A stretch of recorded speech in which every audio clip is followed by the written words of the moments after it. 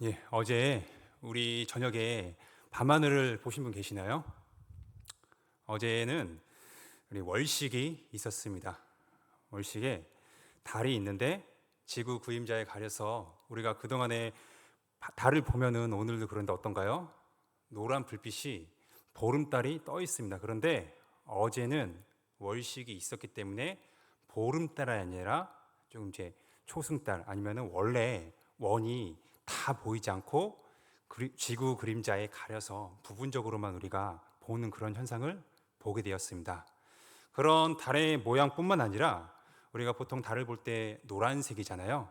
그런데 어제는 어떤 색이었나요? 노란색이 아닌 달이 붉게 보였습니다. 이것을 우리 성도님께서 보셨다면은 직접 눈으로 보셨거나 또는 TV를 통해서 아니면 신문을 통해서 보았을 때 어떠한 생각이 드시나요? 이것을 보았을 때 사람마다 느끼는 감정은 다르겠지만은 저는 신비롭다는 것을 느꼈습니다. 과학이 발달한 시대에 우리는 살고 있기 때문에 왜 일식이나 월식이 발생하는지 우리는 잘 알 수 있지만은 그럼에도 불구하고 그것을 안다고 했을 때 머리로 이해한다고 해도 제가 실제로 그 눈으로 보았을 때는 너무나 신비로웠습니다. 이것을 우리가 머리로만 이해해야만이 꼭 신비롭다는 것을 느끼며 누릴 수 있는 것이 아닙니다.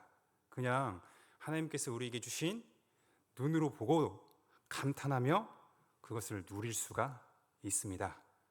우리가 사는 세상에는 이처럼 제가 월식을 예를 들었는데 신비한 것들이 너무나도 많습니다. 우리가 이것을 과학이라는 좋은 학문을 통해서 알기도 하지만은 모르는 것도 여전히 많습니다. 예를 들면은 우리가 여름에 주로 바다를 많이 가잖아요. 휴양지로. 바다에 대해서 우리 사람들이, 과학자들이 얼마나 알고 있을까요?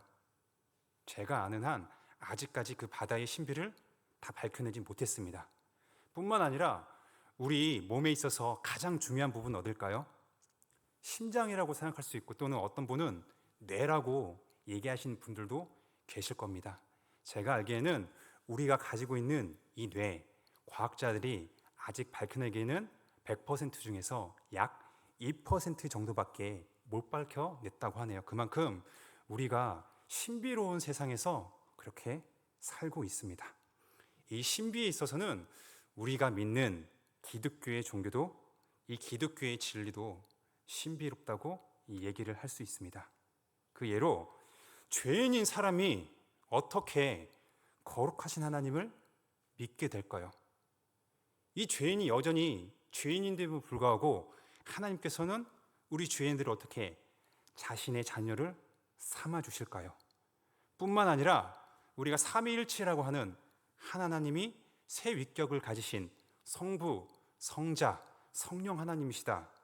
이거를 어떻게 우리가 다 머리로 이해할 수 있을까요? 이처럼 우리가 진리로 받아들이는 이 성경의 내용도 신비로 가득 차 있습니다. 이렇게 신비할 때 우리의 머리로 다 이해를 못한다고 할지라도 그거는 분명한 사실이자 진리입니다. 우리는 그걸 다 이해하지 못한다 할지라도 그걸 사실로서 받아들이고 현재 믿고 있습니다. 그래서 신비로워요. 과학과 기술이 발달한 이렇게 좋은 시대에 살고 있음에도 불구하고 이 믿음의 역사, 우리가 다 이해하지 못하지만은 하나님의 그 진리를 믿는 역사는 과거뿐만 아니라 지금도 계속되고 있습니다. 뿐만 아니라 이 하나님의 진리를 믿는 역사는 앞으로도 하나님께서 그 믿는 믿음을 허락하여 주실 거예요. 우리가 오늘 살펴볼 그 하나님의 말씀도 신비로운 내용 중에 하나입니다. 그것은 바로 성육신입니다. 이 성육신이란 단어가 무엇냐면은 여기 계신 우리 성도님들은 결코 처음 들어보는 말은 아닐 겁니다. 우리가 히브리서를 하기 전에 기독교 강요를 통해서도 성육신이 무엇인지를 들었습니다. 성육신이 뭐냐면 바로 하나님의 아들이신 예수 그리스도께서 인간의 육신을 입으셨다라는 그 말을 우리는 세 글자로 성육신이다 라고 말합니다. 어떻게 거룩하신 하나님께서 우리 죄인 같은 인간이 되실 수가 있을까요? 이것에 대해서 이해하시나요, 다? 왜 그렇게 하나님께서 인간의 육신을 취하셨는지 알고 계시나요? 왜 그런 의문을 가져본 적이 계시나요? 우리가 이 질문에 대해서 우리 사람은 다 대답할 수가 없습니다. 머리로 다 이해가 안 돼요. 왜냐? 우리가 정직하게 내 자신을 살펴봐요. 이렇게 죄 많은 나인데 왜 나를 하나님께서 사랑하셔가지고 나를 구원하시지? 내가 내 옆에 있는 철이나 순이보다 뭐가 더 나은 게 있을까? 정직하게 살펴본다면은 이런 질문은, 이런 말을 하지 않을 수가 없을 겁니다. 그럼에도 불구하고 하나님께서는 나와 우리 여기 계신 성도님들을 구원하기 위해서 성자 하나님이 직접 이 땅에 육신을 입음으로 내려오셨습니다. 이 일이 실제로 이루어졌죠. 그리고 이 사실을 믿는 우리는 하나님의 자녀가 됩니다. 여전히 죄를 짓는 그런 죄인임에도 불구하고 예수 그리스도를 믿는 믿음 때문에 우리는 죄인인 동시에 의로운 자, 너는 의롭다라고 칭함을 받는 그런 하나님의 자녀가 되었습니다. 뿐만 아니라 여기서 더 나아가 하나님의 자녀가 되는 그런 특권을 우리는 누릴 수가 있어요.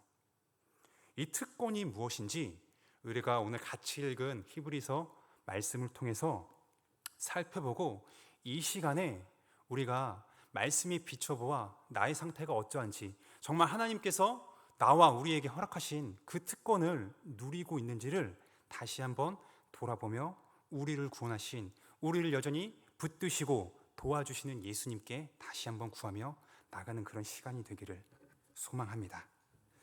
예수님께서는 제가 성육신이라고 말씀을 드린 것처럼 혈과 육을 지니셨습니다. 우리 사람이 혈과 육을 지니고 있는 것처럼 예수 그리스도께서는 본문에 의하면 어떻게 얘기하고 있어요? 혈과 육을 지니셨다라고 그렇게 얘기하고 있어요. 이 말은 쉽게 얘기하면 하나님이신 그 예수께서 인간이 되셨다, 우리처럼 사람이 되셨다, 그 말입니다. 범사에 있어서 우리 사람과 같이 되셨고 행하셨다는 얘기예요. 모든 일에 있어서 우리가 두 눈을 가지고 지금 바라보는 것처럼, 또한 교회에 오기 전에 저녁 식사를 드셨죠. 그것처럼 예수님께서는 입술을 가지셔가지고 우리처럼 공생의 기간 동안에 제자들과 사람들과 함께 먹고 마시면서 그들에게 말씀하시며 그들의 얘기를 들으시면서 3년 반 동안의 시간을 약 동고동락을 하시는 그런 예수님의 생활이 있었습니다. 우리처럼 똑같이 손과 발을 가지면서 그렇게 행하신 거예요. 그런데 예수님과 우리의 다른 점이 하나 있죠. 아주 중요한 차이점이 있습니다. 그건 뭘까요? 바로 예수 그리스도께서는 죄가 없으십니다. 우리가 성경 한 군데를 같이 읽어볼게요. 히브리서 4장 15절입니다. 같이 읽겠습니다. 시작. 우리에게 있는 대제사장은 우리의 연약함을 동정하지 못하실 리가 아니요 모든 일에 우리와 똑같이 시험을 받으신 이르되 죄는 없으심이라. 아멘. 우리가 같이 읽은 이 히브리서 4장 15절의 내용이 어때요? 예수님은 우리 사람처럼 육신을 입으셨을 뿐만 아니라 우리 인간이 겪는 모든 것들을 겪으셨습니다. 기쁨과 슬픔, 아픔, 희노애락을 우리 사람들과 지내면서 모두 다 겪으셨어요. 그런데 뭐가 달라요? 우리 죄인들과 다른 게 뭐죠? 예수님은 죄가 없으십니다. 예수님께서는 주무시기도 하고 그러셨어요. 그런데 죄와 병든 것 빼고는, 그런 거 제외하고 다른 모든 점에서는 우리와 같았습니다. 우리 형제들 같이 그렇게 예수님께서는 공생의 기간을 보내셨습니다. 예수님과 달리 우리 사람은 죄가 있습니다. 우리 모든 사람은 원죄가 있습니다. 태어날 때부터 원죄를 가진 것이 아니라 우리가 엄마 뱃속에 있을 때부터 이미 죄성을 가진 채로 우리는 그렇게 어머니 뱃속에 있었어요. 이 죄로 인한 부패한 모습은 우리가 잘 압니다. 우리 계신 분들이 연배가 적지 않으신 분들이기 때문에 과거부터 오늘까지 한번 살펴보세요. 아니면은 오늘 하루 어떻게 지내셨는지 하나님 앞에서 보셨을 때 정말 나는 하나님 앞에 의롭다, 욥처럼 그렇게 얘기할 수 있는 분 계십니까? 욥은 상대적으로 의로웠습니다. 그런데 그럼에도 불구하고 하나님 기준에는 못 미쳤어요. 그런데 우리가 오늘만 봤을 때도 나의 겉모습은 욕을 안 했습니다. 나라의 법을 잘 지켰어요. 그런데 나의 속, 나의 마음은 과연 하나님 보시기에 어떠셨나요? 부정한 생각, 나쁜 생각 안 하신 분 계십니까? 여기에서 저를 포함해서 자유로울 사람은 단 한 명도 없습니다. 우리 여기 계신 성도님들뿐만 아니라 지금 지상에 존재하는 모든 사람들은 제가 말씀드린 이 내용에 대해서 오늘 하루만 보았을 때도 자유할 수 있는 사람이 단 한 명도 없어요. 그것이 바로 우리 모든 사람이 원죄를 가지고 있는, 여전히 죄성을 가지고 있는 그런 모습을 보여주는 단편적인 예입니다. 그런데 예수님은 죄가 없으셨습니다. 우리와 동일하게 여자의 뱃속에서 나셨죠. 육신의 어머니인 마리아의 뱃속에서 예수님은 잉태되셨을 뿐만 아니라 때에 시간이 지나 10달이 지난 후에 예수님은 마리아의 몸에서 나오셨습니다. 하지만은 예수 그리스도는 절대로 죄가 없으신 하나님이십니다. 왜 죄가 없으실까요? 예수님은 우리 사람처럼 엄마 뱃속에서 나왔는데 왜 예수님은 죄가 없으실까요? 성경이 우리에게 얘기해 주죠. 마태복음 1장 20절 제가 읽겠습니다. 이 일을 생각할 때에 주의 사자가 현몽하여 이르되 다윗의 자손 요셉아 내 아내 마리아 데려오기를 무서워하지 말라. 그에게 잉태된 자는 성령으로 된 것이니라. 아멘. 어떻습니까? 예수님은 마리아의 몸에 잉태가 되셨는데 어떻게 잉태되셨죠? 한 아기가 엄마의 뱃속에 잉태가 되려면은 하나님께서 세우신 법칙은 그렇습니다. 한 남자와 한 여자가 결혼해서 서로 사랑을 했을 때 하나님께서는 그들에게 자녀를 허락하여 주십니다. 그런데 제가 같이 읽은 이 성경 본문 어땠어요? 놀라운 일이 벌어졌죠. 마리아가 남편인 요셉과 아직 결혼 전인데 아직 서로 잠자리를 같이 안 했는데 놀랍게도 마리아는 임신을 하게 되었습니다. 어떻게 해요? 성령 하나님에 의해서 예수 그리스도는 마리아의 배에 잉태되신 것입니다. 거룩하신 성령에 의하여 잉태되셨기 때문에 예수 그리스도는 마리아의 뱃속에 계실 때부터 죄가 없으신 인간으로 계신 겁니다. 그래서 예수님은 죄가 없으신 분이십니다. 이렇게 예수님께서는 죄 없으신 분으로 이 땅에 우리 사람처럼 육신을 입고 오셨습니다. 그냥 예수님께서 심심해서 하늘에 계시다가 하나님 아버지와 같이 계시다가 심심해서 이 땅에 오신 게 아니에요. 예수님이 이 땅에 오신 이유를 히브리서 우리가 같이 읽은 14절부터 18절은 크게 세 가지로 얘기를 하고 있습니다.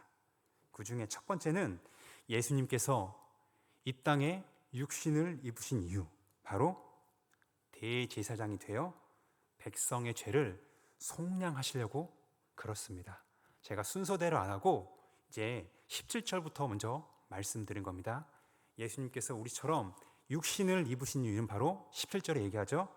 자비롭고 신실한 대제사장이 되어 백성의 죄를 속량하시기 위해서 그 목적 때문에 예수님이 이 땅에 육신을 입고 오신 겁니다. 대제사장은 누가 될 수 있을까요? 누구만 대제사장이 될 수 있을까요? 구약에서 자원하는 사람이요? 오늘날 시대처럼 안수를 받으면 될까요? 신학교를 졸업해서 노예 허락을 받고 목사 시험을 받으면 그렇게 받을 수 있을까요? 구약 시대는 아닙니다. 오로지 하나님께서 선택하신 아론의 후손들만이 대제사장이 될 수가 있었습니다. 그 대제사장들이 어떻게 했어요? 백성을 대신해서 제사장이 제사를 드림으로 말미암아 하나님께 대신 나아가는 그런 역할을 했습니다. 이 대제사장은 하나님께서 선택한 사람이기 때문에 특별했습니다. 친히 자신의 권능으로 세운 그런 특별한 사람이기 때문이죠. 그런데 어때요? 이들 또한 죄 있는 인간이었습니다. 하나님의 은혜를 받아 그런 귀한 직분을 섬기는 대제사장이지만은 그들 또한 죄를 가진 한낱 인간에 불과했습니다. 이 대제사장은 자신의 백성 이스라엘을 대신해서 짐승을 잡아들임을 말미암아 대신해서 하나님께 나아갈 수 있었지만은 그런데 그들은 무엇을 할 수 없었나요? 백성들의 죄를 속량할 수가 없었어요. 백성들의 죄를 대제사장은 용서할 수가 없었습니다. 그들의 역할은, 그들의 능력은 그렇게 안 됐습니다. 왜냐하면은 죄인, 대제사장도 죄인이라잖아요. 그런데 죄인이 자신의 죄값을 지불하는데 어마어마하기 때문이에요. 이 값은 얼마나 될까요? 어마어마한데 이 값이 성도님들이 생각했을 때 죄의 값은 얼마일 것 같습니까? 우리가 지금 세상에 살 때 우리나라의 법이 어떤 것에 대해서 잘못을 하면은 감옥에 가든지 또는 보석으로 해서 돈을 지불하잖아요. 최고 금액이 얼마일까요? 여러분이 알고 계시는. 아마 판사가 어떻게 판결을 하고 그것을 얘기하냐에 따라 다를 거예요. 그런다 할지라도 몇백억 아니면 더 심하게 몇 조까지 될 수 있겠죠. 그런데 죄의 값은 이거보다 더 큽니다. 어마어마합니다. 제가 조금 오버해서 말씀드리면은 우리 지구보다, 우리가 사는 이 우주보다 죄의 값은 더 크다고 말씀을 드릴 수가 있습니다. 우리가 성경 시편 49편 6절에서 8절 같이 읽겠습니다. 자, 시작. 자기의 재물을 의지하고 부유함을 자랑하는 자는 아무도 자기의 형제를 구원하지 못하며 그를 위한 속전을 하나님께 바치지도 못할 것은 그들의 생명을 속량하는 값이 너무 엄청나서 영원히 마련하지 못할 것임이라. 아멘. 성경은 우리에게 어떻게 얘기해줘요? 죄의 값은 100억 주면은 해결할 수 있다고요? 한 30조 주면은 이제 해결할 수 있다고요? 아닙니다. 얼마를 준다고 해도 우리 사람이 지은 죄에 대한 값은 해결할 수가 없습니다. 너무나 그 값이 엄청나기 때문에 영원히 마련하지 못한다. 하나님께서 오늘 우리에게 말씀해 주시잖아요. 그만큼 죄의 값은 어마어마합니다. 대제사장이 아무리 하나님으로부터 부름을 받은, 그렇기 때문에 이스라엘 백성들을 대신해서 제사를 드리는 그런 고귀한 직분을 감당했을지라도 그들은 죄의 값을 해결할 수가 없었어요. 죄로부터 우리 사람들을 속량을 할 수가 없었습니다. 그러면 어떻게 우리 죄인이 이 죄의 값을 지불할 수 있을까요? 바로 이 이유 때문에 하나님이신 성자 예수 그리스도께서 이 땅에, 이 세상에 우리처럼 육신을 입고 오신 겁니다. 우리가 죄의 값을 해결할 수 없기 때문에 하나님이 직접 이 땅에 우리처럼 인간의 육신을 입으신 거예요. 이렇게 인간이 되신 예수님은 죄인들을 속량하셨습니다. 이 속량이란 말은 뭐냐? 값을 주고 이것을 지불하여 샀다는 내용입니다. 어떻게 속량하셨을까요? 우리 주님은 자신의 귀한 피를 흘림으로 말미암아 하나님께 대신 지불하심으로 하나님의 진노에 대한 공의를 그 피값으로 인해서 만족시키셨습니다. 그렇기 때문에 예수 그리스도를 믿는 우리 죄인들은 하나님께서 그 예수의 피값을 받으셨기 때문에 누구든지 하나님으로부터 죄가 용서받게 되는 것입니다. 우리가 이렇게 죄의 값을 해결받은 것은 나와 우리의 어떠함 때문인가요? 내가 하나님께 100번 기도를 했으니까, 아니면 나는 하나님을 위해서 내가 100억을 들여서 교회 건물을 짓게 해드릴게요, 이래서 그러나요? 아니면은 어떤 사람들이 보기에도 너무나 겉으로 봤을 때 경건하고 정직하고 의로운 삶이 때문에 하나님이 우리를 보시고, 야, 너는 정말 경건하구나, 의롭구나, 내가 너의 죄를 용서해 줄게, 이렇게 하셨나요? 결코 아닙니다. 예수님이 우리 죄인들을 대신해서 십자가에 못 박혀 돌아가신 그 사실을 믿는 믿음 때문에 하나님은 우리의 죄를 공짜로 덧없이 은혜로 우리를 받아주신 것입니다. 예수님의 성량으로만 이것이 오로지 가능했습니다. 그래서 예수님은 그 이유 때문에 이 땅에 친히 우리 사람이 되셔서 오신 것입니다. 예수님께서 이 땅에 오신 이유 두 번째, 14절에서 얘기하고 있습니다. 예수님은 바로 이 목적 때문에 오셨습니다. 마귀를 멸하시려고 오신 것입니다. 마귀는 누구인가요?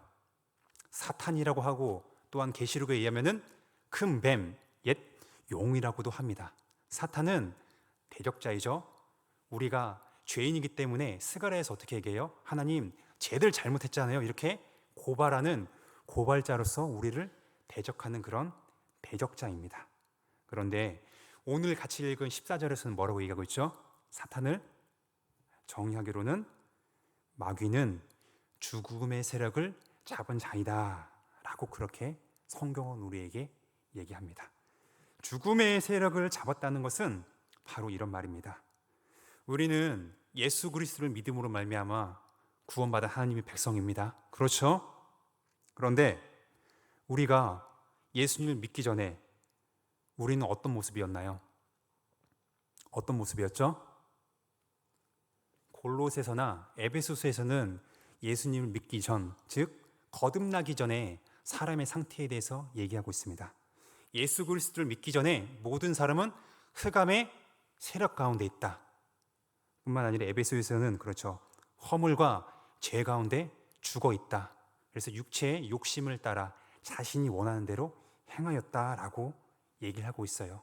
그렇게 자신의 욕심에 따라 행하는 것을 에베소서에서는 공중 권세 잡은 자의 역사를 따라 행하였다고 얘기를 하고 있습니다.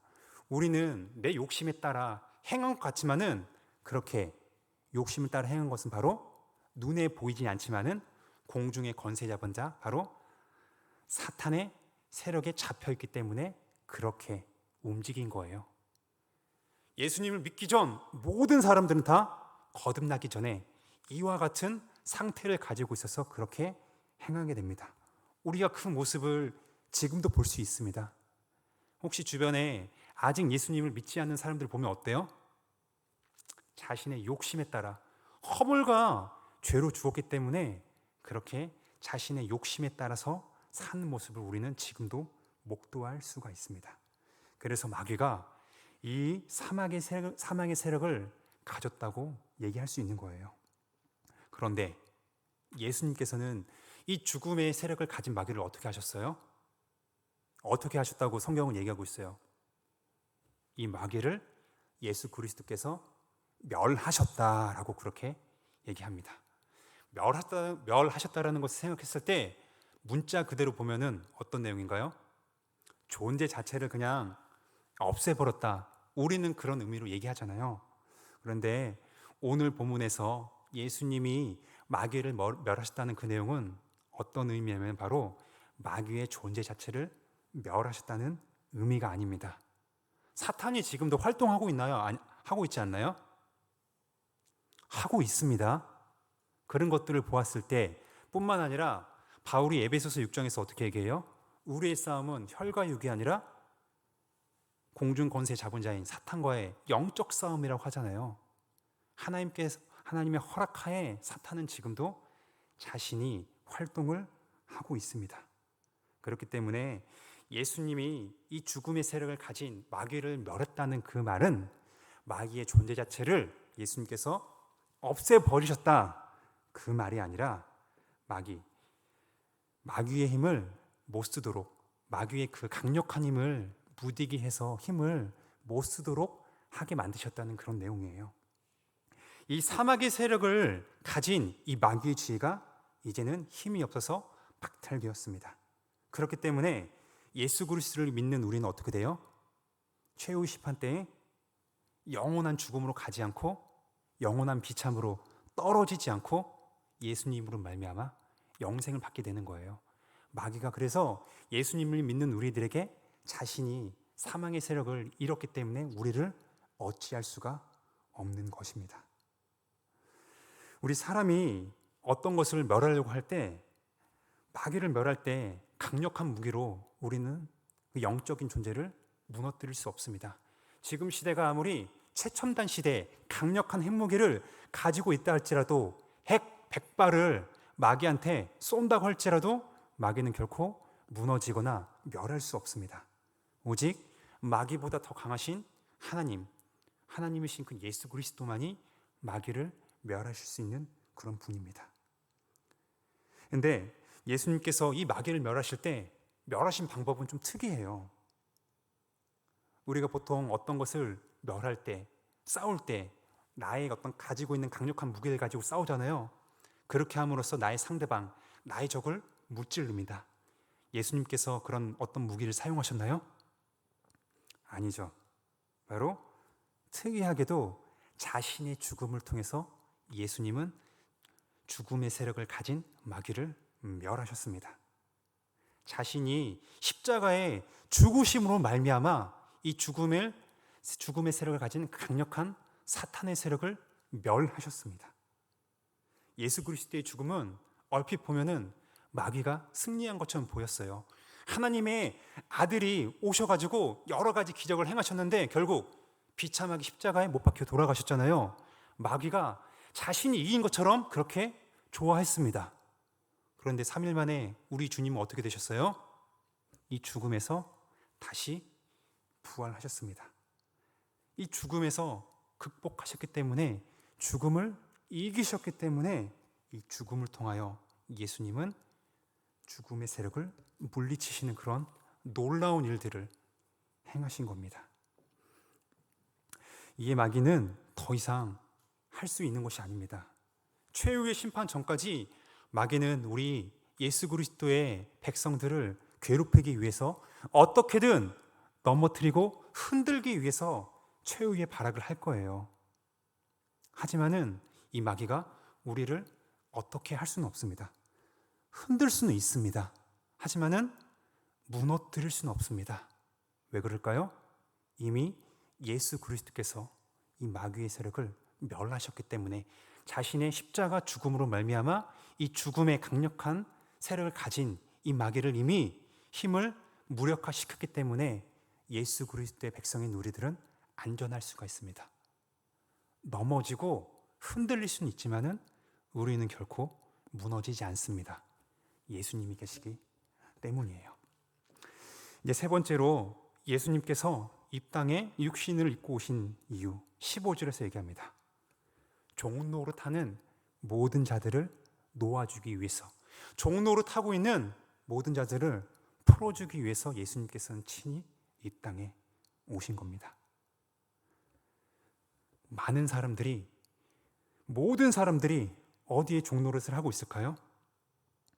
사망의 종노릇을 하고 있습니다. 이 죄에 대한 하나님의 심판으로 이 모든 사람은 본능적으로 죽음을 두려워합니다. 예를 들면은 아담과 하와가 하나님의 말씀을 불순종했을 때 그들의 반응은 어땠어? 불순종하기 전에 너가 선악과를 먹으면 반드시 죽는다, 이 경고의 메시지를 듣고 기억하고 있었습니다. 하지만은 우리의 조상인 아담과 하와는 그 말씀을 어겼죠.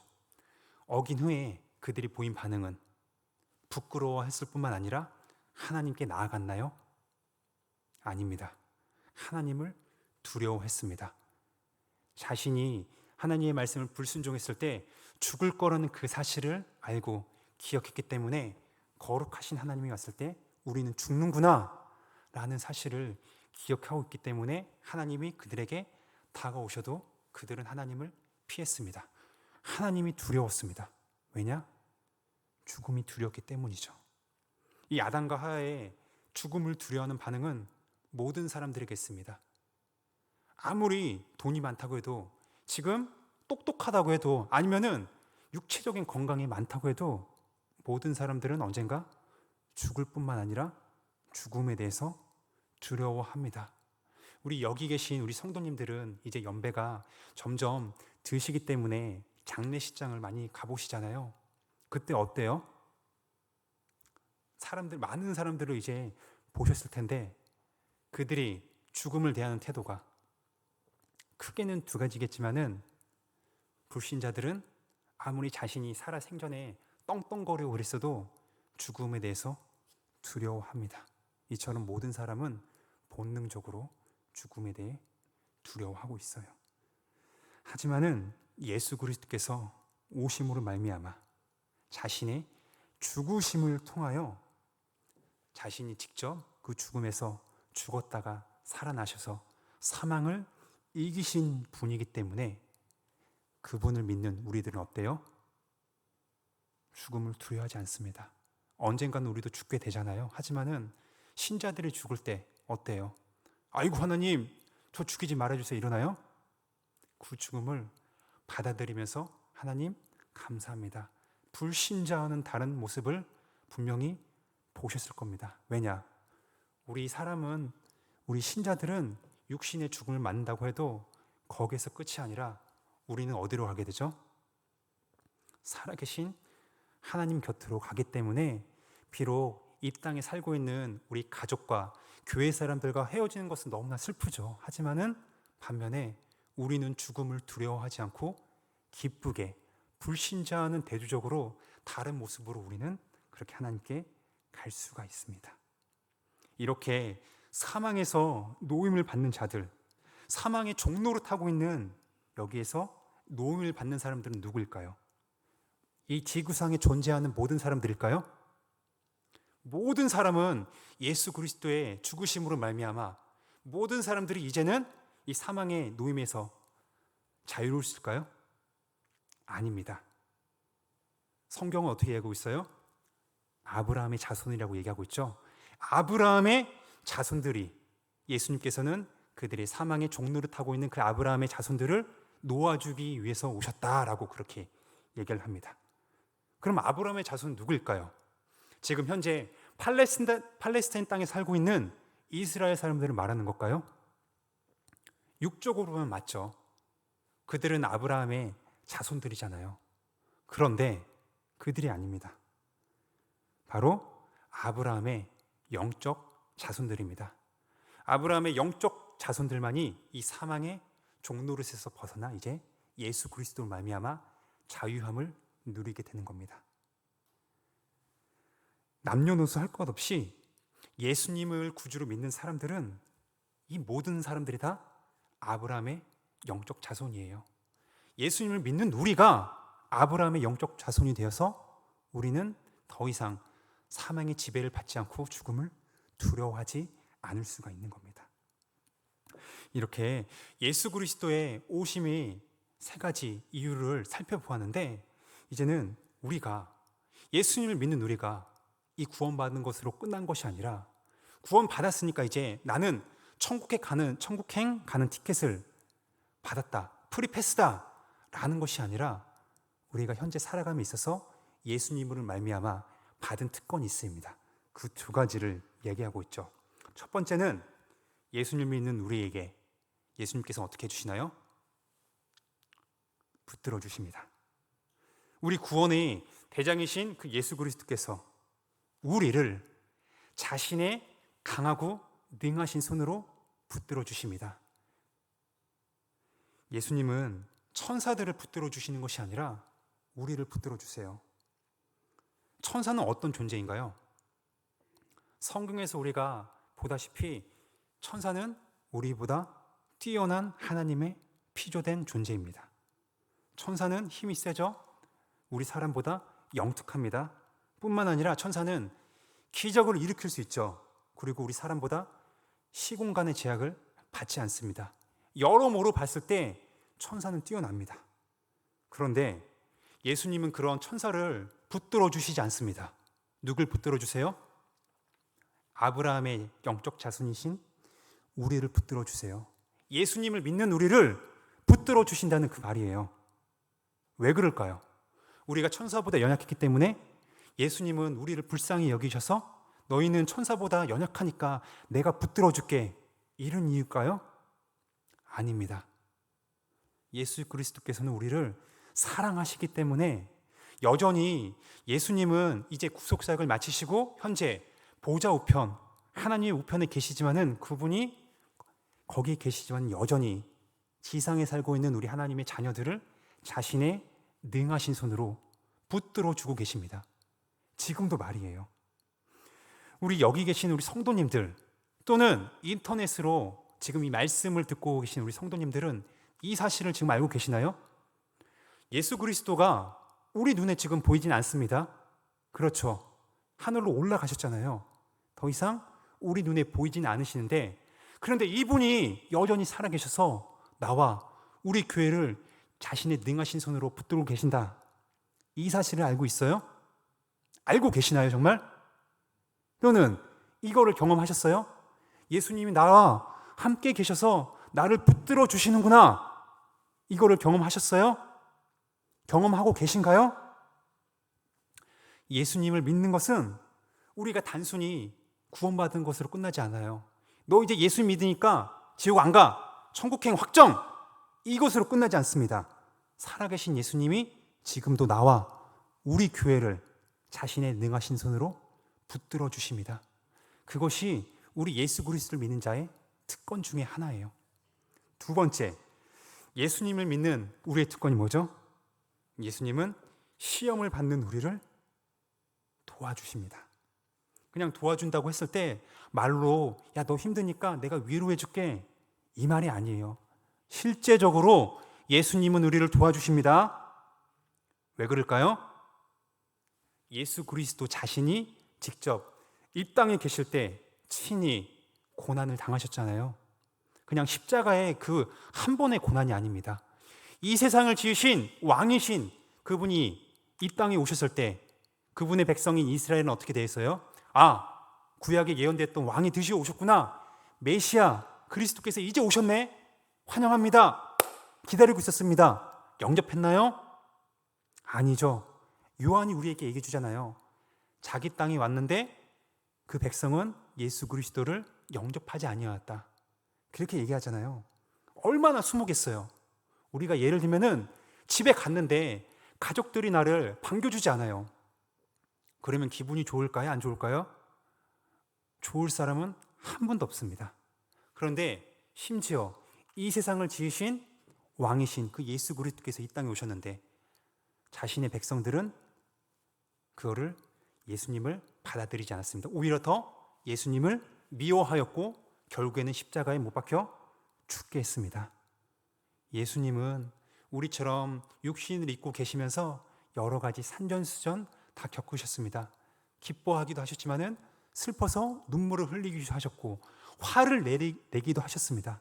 이렇게 우리의 모든 것을 다 아십니다. 그냥 책에서 읽고 머리로만 누구에게 들어서 아는 것이 아니라 예수 그리스도 그분 자신이 직접 우리와 함께 지내시면서 경험하셨습니다. 피부로 느끼셨습니다. 우리도 나의 힘듦, 나의 어려움을 누가 잘 이해할까요? 나와 비슷한 일을 겪은 사람들이 나의 고통, 나의 힘듦을 잘 들어주고 잘 이해합니다. 예수님도 똑같으세요. 우리와 같이 육신을 입으셔서 생활하셨기 때문에 우리가 받는 시험이 뭔지를 잘 알고 계십니다. 잘 알고 계세요. 그렇기 때문에 예수님은 우리를 도와주실 수가 있습니다. 모든 형편을 아시는 주님이 우리에게 어떠한 것으로 시험을 받고 있는지 아시기 때문에 그분은 우리를 도와주십니다. 여기서 도움을 필요로 하는 것을 했을 때 도움의 의미는 단순히 어떤 육체적인 필요가 아닙니다. 오히려 예수님을 믿음으로 말미암아 거듭난 우리가 이제 옛사람이 아닌 새사람을 입은 우리가 새로운 성품과 믿음을 가진 우리의 마음이 하나님을 향해서 정말 하나님을 기쁘게 해드리고 싶은데 그렇지 못한 우리들이잖아요. 왜냐? 우리는 아직 광야에 살고 있습니다. 이스라엘 출애굽 1세대가 광야를 해서 가나안 땅에 가기 위해서 광야를 생활했던 것처럼 우리는 새하늘과 새 땅이라는 거기에 들어가기 위해서 광야라는 이 시대에 이 세상에 살고 있습니다. 그렇기 때문에 우리가 어때요? 하나님의 뜻대로 살기를 원하고 구해도 우리는 여전히 시험을 받게 됩니다.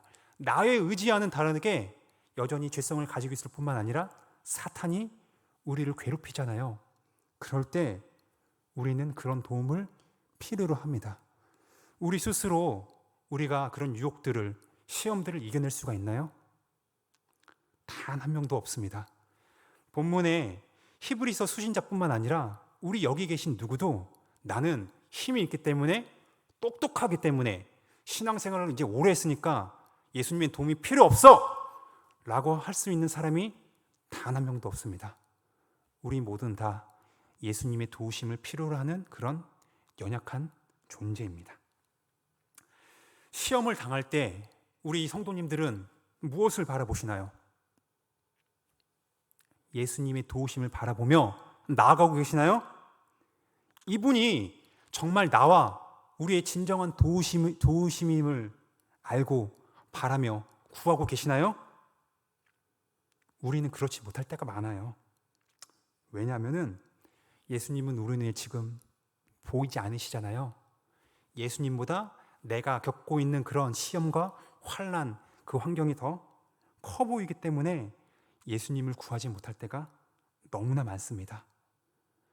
우리가 예수님의 도움을 못 받는 것은 예수님께 구하지 않기 때문이에요.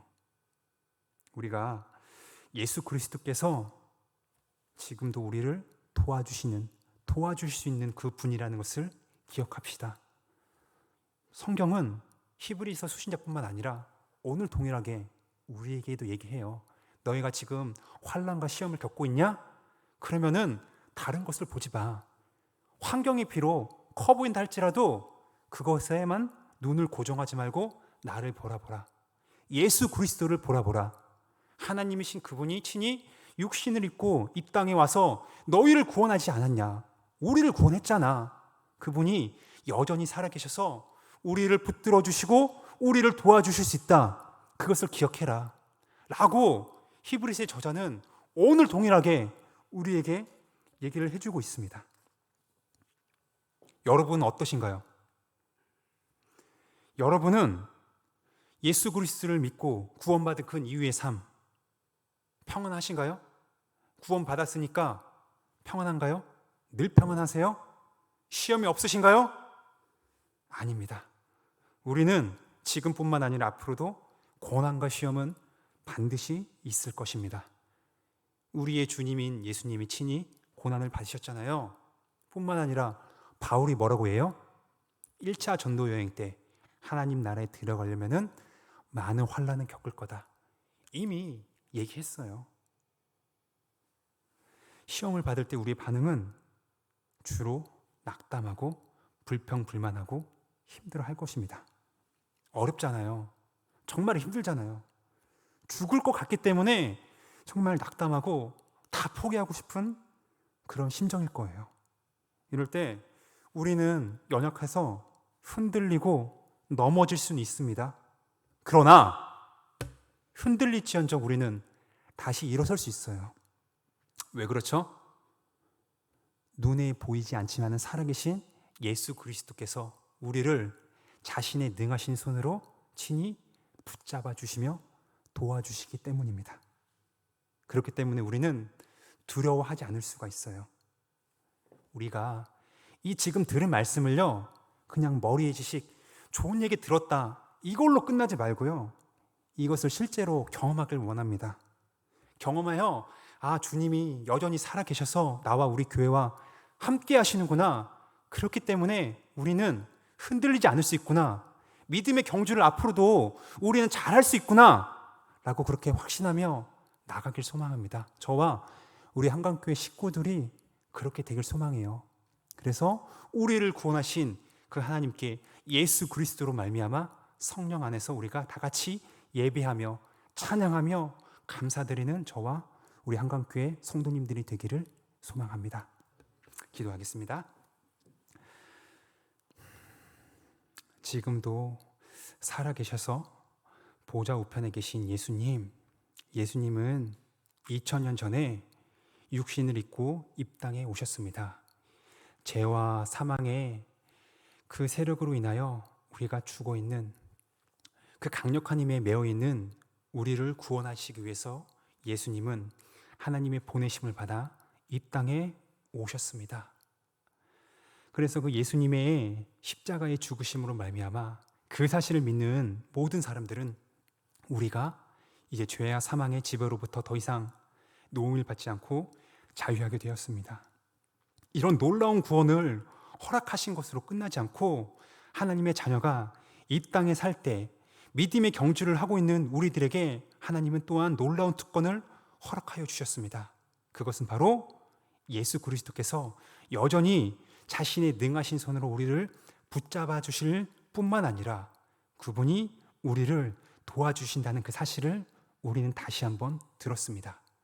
하나님, 성령 하나님 도와주시옵소서. 우리의 환경이 겪고 있는 환경이 결코 쉽지만은 않습니다.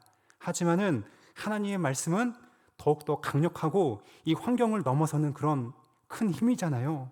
우리가 이 말씀을 듣는 것으로 끝나지 않고 정말 이 말씀이 우리 안에서 살아 역사함으로 말미암아 하나님의 말씀이 강력한 힘을 가지고 있는, 여전히 우리에게도 정말 선한 영향을 미치는 그런 능력이 있는 하나님의 말씀을 경험하게 하여 주시옵소서. 그래서 우리가 그 하나님을 믿는 가운데 믿음의 경주를 나뿐만 아니라 함께 신앙생활을 하는 우리 성도님들과 함께 잘 감당할 수 있도록 허락하여 주시옵소서. 인도하여 주시옵소서. 예수님의 이름으로 기도합니다. 아멘. 주기도문 하겠습니다. 하늘에 계신 우리 아버지여, 이름이 거룩히 여김을 받으시오며 나라에 임하옵시며 뜻이 하늘에서 이룬 것 같이 땅에서도 이루어지이다. 오늘날 우리에게 일용할 양식을 주옵시고 우리가 우리에게 죄 지은 자를 사하여 준 것 같이 우리 죄를 사하여 주옵시고 우리를 시험에 들게 하지 마옵시고 다만 악에서 구하옵소서. 대개 나라와 권세와 영광이 아버지께 영원히 있사옵나이다. 아멘.